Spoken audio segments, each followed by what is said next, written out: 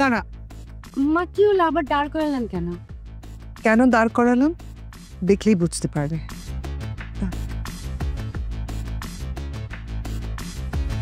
মা থামুন থামুন।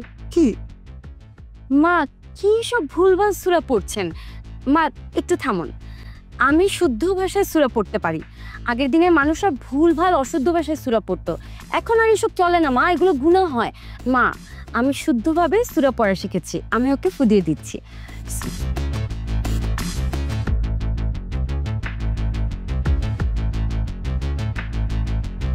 যাও অফিসে যাও, ঠিকমতো সাবধানে যাবে। আসি মা। মা বসুন না, আমরা একসাথে নাস্তা করি। ছেলের বউ তো আমার কাছ থেকে আমার ছেলেকে আলাদা করতে চাচ্ছে। যেভাবেই হোক আমার ছেলেকে কিছুতেই হাতছাড়া করা যাবে না।